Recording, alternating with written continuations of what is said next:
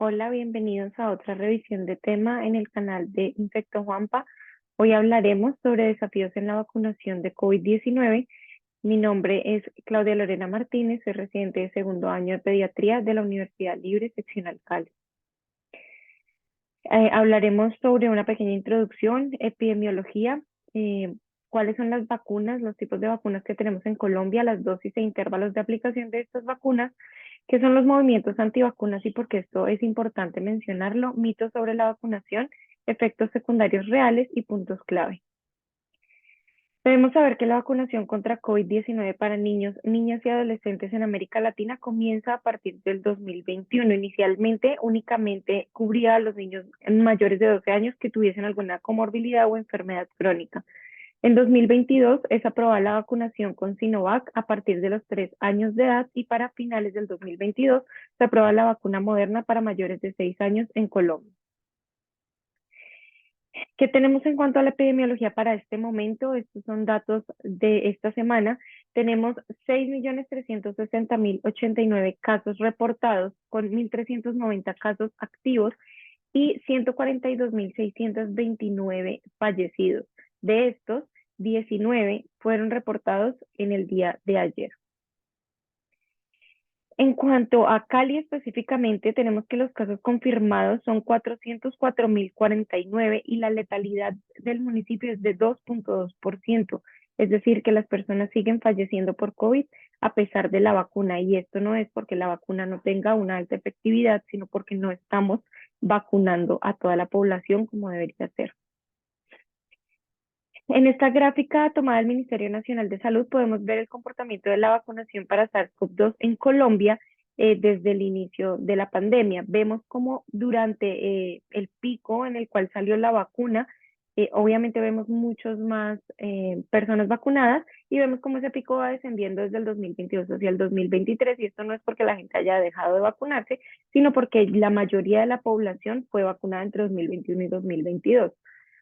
Sin embargo, tenemos que para Colombia fueron asignadas 96.450.901 dosis, de las cuales solo han sido aplicadas 90.361.826, lo que quiere decir que 6 millones de esas dosis que deberían ya haber sido aplicadas a los habitantes de Colombia no han sido aplicadas, o sea que esa parte de la población todavía no tiene cobertura para vacunación para COVID-19. En cuanto a los tipos de vacuna que tenemos en Colombia, hablaré de las que tenemos en Colombia y posteriormente hablaré específicamente de las que tenemos para población pediátrica. Entonces tenemos primero las vacunas de ARN mensajero, dentro de las que tenemos a Pfizer y Moderna. ¿Cómo es su mecanismo de acción? Este ARN mensajero es creado en un laboratorio para programar a las células para producir una proteína o solo una parte de la proteína. Este es genéticamente modificado para brindar a las células en el organismo en el que se aplica instrucciones sobre cómo producir la proteína de la espícula que se encuentra en la superficie de SARS-CoV-2. Después de la vacunación, se inicia la producción de las partes de esta proteína de la espícula y se ubican en la superficie de las células, generando de esta manera respuesta inmune y generación de anticuerpos contra COVID-19. Es muy importante mencionar acá que nunca ingresa al núcleo de las células, es decir, que no modifica el ADN, que es uno de los grandes miedos frente a la vacunación. En cuanto a las vacunas de vectores virales, tenemos Janssen y AstraZeneca. Estos lo que hacen es que toman el material genético del virus COVID-19 y lo colocan en una versión modificada de un virus diferente. Se va a llamar un vector viral. Este vector viral va a entregar el material genético del virus de COVID-19 a las células, brindándole instrucciones para que hagan copias propias de la proteína de la espícula. Las células presentan las proteínas de la espícula en su superficie, generando respuesta inmune y la generación de anticuerpos. Finalmente tenemos Sinovac, que es una vacuna de virus inactivado. Esta contiene las partículas completas, incluyendo proteínas y péptidos del virus que previamente han sido inactivados y por medio de la vacuna hacen presentación antigénica, generando respuesta inmune y generación de anticuerpos. Entonces, en cuanto a las dosis intervalo recomendado, vamos a ver que tenemos en Colombia aprobada a partir de los 3 años, pero cabe mencionar que a nivel mundial los niños ya están siendo vacunados desde los 6 meses con Pfizer y con Moderna. Esto está aprobado desde el 2022, pero para nuestro país todavía no existe registro en INVIMA ni toda la reglamentación que implica sacar una vacuna a circulación para toda la población. Entonces, estamos en espera de eso. Por ahora tenemos Sinovac a partir de los 3 años a los 11, primera dosis, y a los 28 días una segunda dosis. Después de los 12 años, nuevamente será primera dosis, a los 28 días segunda dosis, y a los 4 meses vamos a aplicar la tercera dosis de refuerzo, que se puede hacer con Pfizer o con Moderna. Si el esquema es iniciado con Moderna, entonces lo podemos iniciar a partir de los 6 años. Vamos a aplicar una primera dosis y a los 28 días repetir la segunda dosis. Y tenemos que cuando tenemos el grupo de 12 a 18 años, se puede iniciar esquema con Pfizer, con Moderna o con Sinovac. Aplicamos la primera dosis y a los 28 días aplicamos la segunda dosis, cuyo refuerzo puede ser con Pfizer.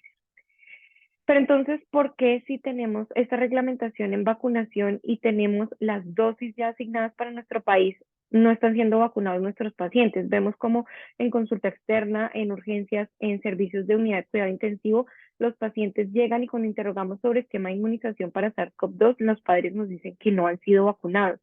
Vamos a ver por qué está pasando esto. Entonces, sabemos que el 2020 fue un hito histórico, no solamente por la vacunación no solamente por la pandemia, sino también porque es el año en que se lanza esta vacunación masiva para SARS-CoV-2, demostrando su eficacia para limitar pues todos los efectos graves que podía llegar a provocar la enfermedad. En este mismo momento toman muchísima fuerza los movimientos antivacunas. Entonces, este artículo publicado en mayo de 2022 es uno de los primeros artículos sobre este tema que empiezan a aparecer publicados con esta tendencia a hablar sobre los antivacunas en torno al COVID-19. La declaración de la emergencia, como podemos ver en la gráfica que tenemos allí, y el hecho de confinar a las personas generó que no solamente la vacunación por COVID tenga problemas, sino que la vacunación en general en la población pediátrica se viera afectada porque los niños al estar confinados, con miedo a salir, con miedo a contagiarse, pues perdieron su inicio de esquema de inmunización o su continuidad del esquema de inmunización que pues previamente ya habían iniciado. Entonces, en este artículo nos hablan de cómo el movimiento antivacunas construye afirmaciones escandalosas, ya mencionaré algunas, para poder meter miedo y mover fibras emocionales en las personas que reciben la información, promoviendo de esta forma que las personas pues tengan rechazo ante la vacuna.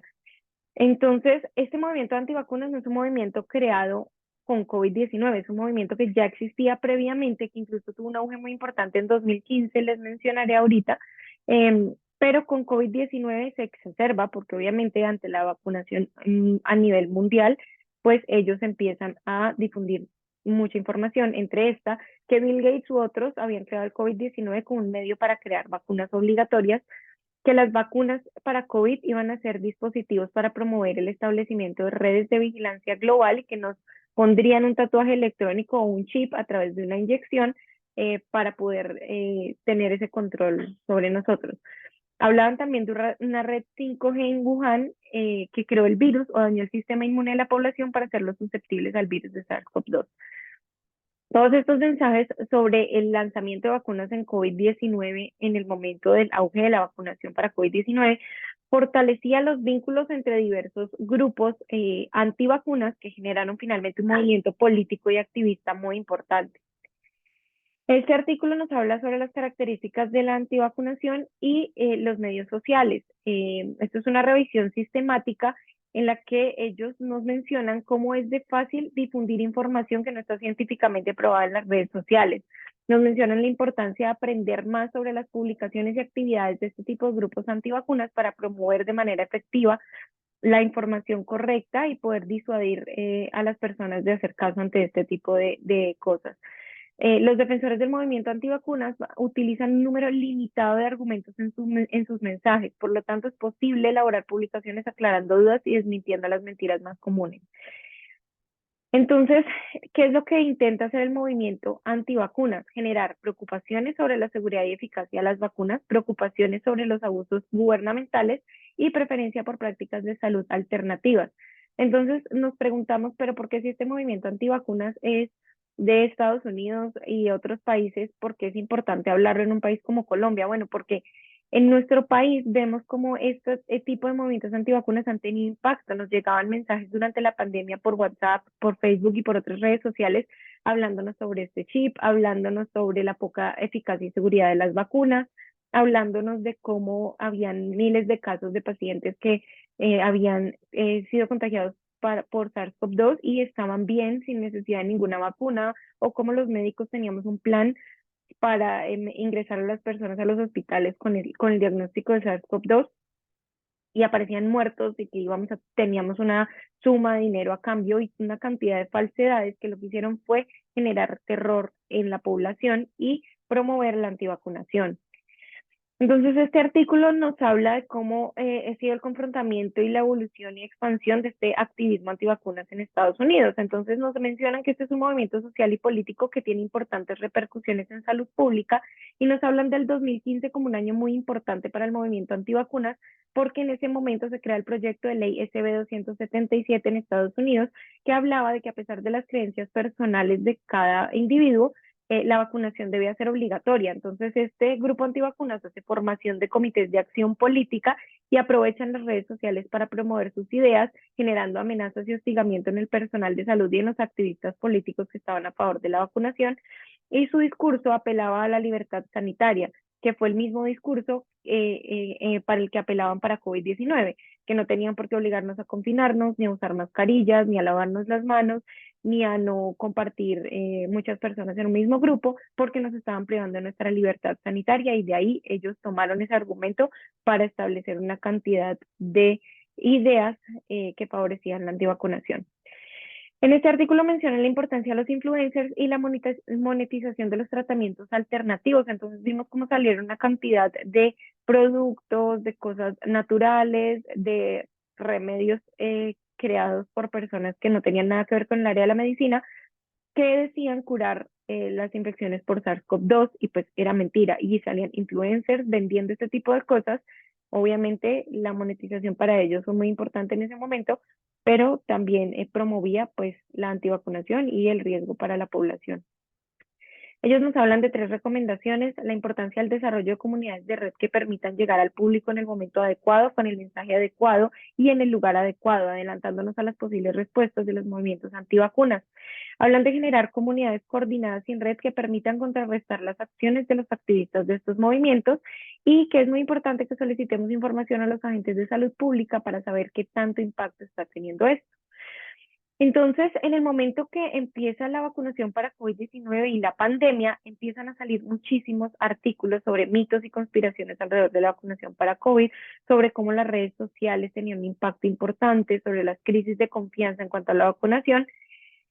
Y cuando entramos a mirar todo este tipo de artículos, nos damos cuenta de la importancia que han tenido las redes sociales. Este es un artículo publicado en marzo del 2023 que nos habla de cómo Facebook y YouTube han sido medios para una potencial exposición impresionante a todas estas ideas antivacunas. Entonces, en este artículo examinan el papel de Facebook y de YouTube en cuanto a toda la exposición a esta información errónea y nos hablan de algo muy importante y es que este tipo de medios es una vía de intercambio de información unidireccional.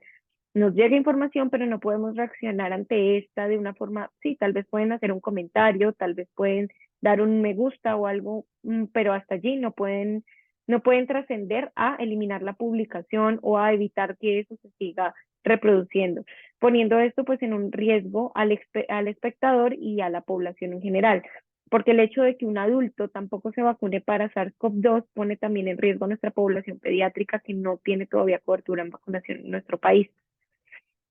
Entonces, este artículo, publicado también en marzo del 2023, fue un estudio transversal en el que tomaron 2 grupos de padres de niños que habían ingresado a un hospital entre agosto de 2020 y febrero del 2021. El primer grupo fue un grupo de padres después del primer pico de la pandemia, donde hubo bastante mortalidad por SARS-CoV-2, y el segundo grupo fue después del segundo pico, donde ya habíamos recibido vacunación y donde las muertes empezaron a disminuir. Se aplica la escala de reticencia a la vacunación de 10 ítems de la OMS y lo que se dan cuenta es que los padres que tienen más dudas y actitudes vacilantes frente a la vacunación para COVID-19 fueron los padres del segundo grupo, es decir, los padres que ya no estaban tan preocupados por los efectos devastadores que podría tener la enfermedad. Entonces se demostró que a medida que avanza la pandemia por COVID-19 aumentan las dudas de los padres hacia las vacunas porque empiezan a ver que las muertes disminuyen, entonces piensan que esto ya no es grave y las muertes disminuyen es porque hay vacunación. Sin embargo, lo que la gente y lo que los medios de pronto no han mostrado y no ha tenido un impacto tan importante en la población es que los pacientes pediátricos también tienen complicaciones por COVID. Claro, como los que más fallecían eran los adultos, los medios y las noticias solamente mostraban cómo muchos adultos mayores morían por SARS-CoV-2 y en ningún momento ha habido una movilización masiva en redes sociales ni en noticias frente al hecho de que los niños también mueren por COVID, los niños también presentan enfermedades importantes por COVID, y dentro de estos tenemos el síndrome de inflamación multisistémica asociado a COVID, el cual genera repercusiones y complicaciones importantes en el paciente pediátrico, pudiendo incluso llegar a la muerte del paciente o teniendo repercusiones o morbilidades crónicas, por ejemplo, a nivel cardíaco. Entonces, se ha demostrado también en diversos estudios que los pacientes vacunados o que el hecho de vacunar al paciente para SARS-CoV-2 disminuye en un 95% la probabilidad de presentar síndrome de inflamación multisistémica asociada a COVID. Tenemos también este artículo publicado en una revista psiquiátrica donde nos hablan cómo COVID-19 estaba acompañado de una infodemia masiva, es decir, a una difusión de la información de forma masiva que afecta a diferentes factores cognitivos, sociales y afectivos que llevan a las personas a formar o respaldar estos puntos de vista desinformados, teniendo un impacto muy importante con el contenido emocional de la información compartida que también afecta la formación de falsas creencias. Entonces, ¿cuáles son los mitos más frecuentes en cuanto a la vacunación? Las supuestas muertes atribuidas a la vacunación, los falsos efectos de las vacunas o daños irreparables a los niños o enfermedades cardíacas como la miocarditis o la pericarditis, que realmente pueden ser consecuencias de la infección por SARS-CoV-2 y no de la vacunación, no en el grupo de pediátrico. Otra es que no es obligatorio vacunar a los menores de edad. El voz a voz, y esto es muy común en países como el nuestro, es el voz a voz de casos en el entorno de personas que se complicaron o que fallecieron. Entonces, escuchamos muchísimo cómo las madres de nuestros pacientes dicen, es que no lo vacuno porque la señora de la esquina vacunó a la hija y la hija luego le dio neumonía y se murió. Y resulta que eso probablemente nada tuvo que ver con el hecho de haberla vacunado, tal vez fue tiempo después, tal vez simplemente es desinformación y se empieza a regar esta voz a voz y las personas pues obviamente al tener miedo no vacunan a los niños. Y el último es que los componentes de las vacunas modifican nuestro ADN. Entonces aquí es importante mencionar que las vacunas no tienen conservantes, no tienen antibióticos, no tienen medicamentos o terapias dentro de estos, como por ejemplo la ivermectina u otros. No contienen tejidos de células fetales abortadas, gelatinas o cualquier material de cualquier animal. No tienen proteínas alimenticias como proteínas del huevo, gluten, maní, nueces. No tienen metales como hierro, níquel, cobalto ni ningún otro y tampoco contienen látex. Los tapones de los viales que utilizan para las vacunas no contienen látex. Entonces es muy importante también que el personal de salud conozca esto, toda esta información, porque nuestro deber es educar a la población para que ellos pierdan este miedo y este rechazo hacia la vacunación.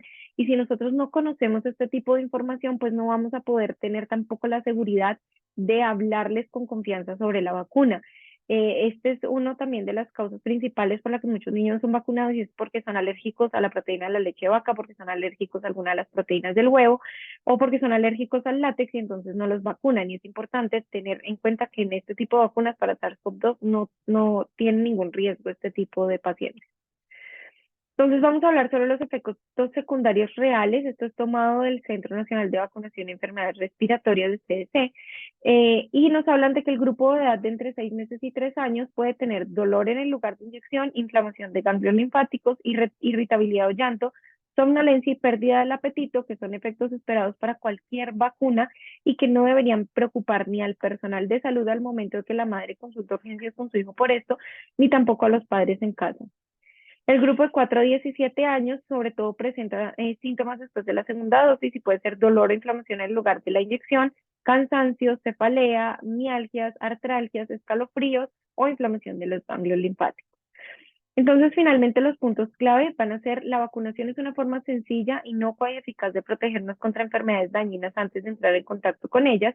Retrasar el momento de vacunarnos es correr el riesgo de tener una enfermedad grave y de complicarnos.